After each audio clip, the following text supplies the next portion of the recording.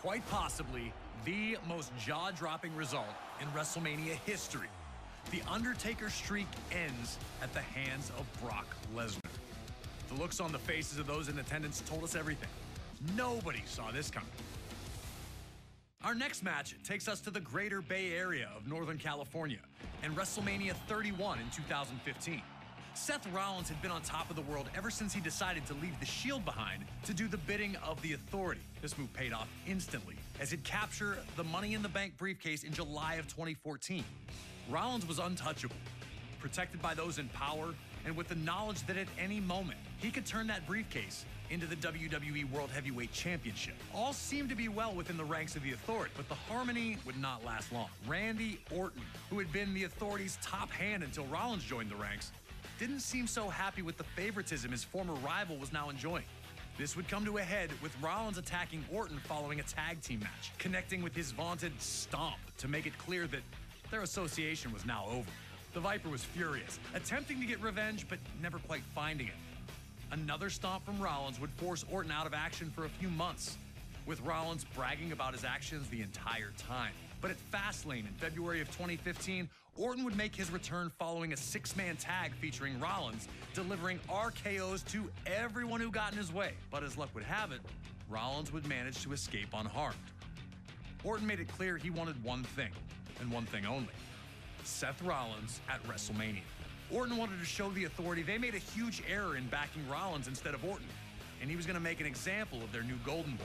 The pressure's on. Can you humble Seth Rollins in front of an enormous WrestleMania audience? Or will this legend be the one you can't kill? The Stomp meets the RKO. Next.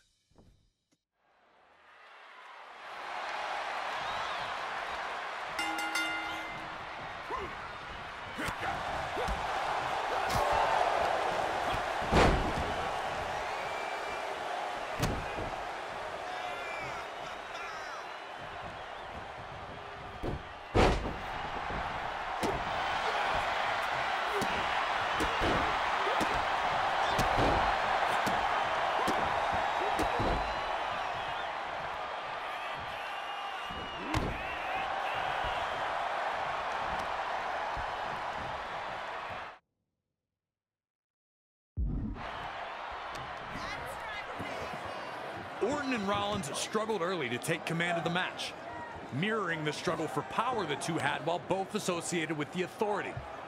Orton was all business. He knew that Rollins was dangerous, and he wasn't going to make any mistakes just trying to show off. Rollins, on the other hand, wanted to make his mark on the event, and he knew that a victory over Orton would send a message to the entire WWE roster. This need to make a statement almost cost Rollins when Orton followed up a dropkick with an attempt at the RKO. Was Rollins' arrogance going to cost him? Did he respect Orton's ability at all? It was Orton, though, who'd make the next mistake, chasing Rollins around the ringside area and back in, where Rollins set him up for a devastating hot shot on the ropes.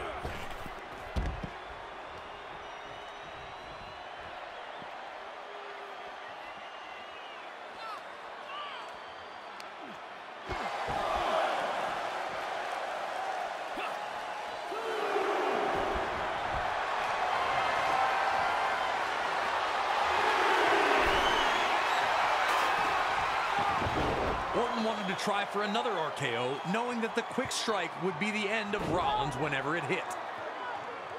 Every time Orton seized control, those two goons in Rollins' security would try and distract Orton. or even outright interfere. With the backing of the authority, officials were hesitant to disqualify Rollins or even have his security removed.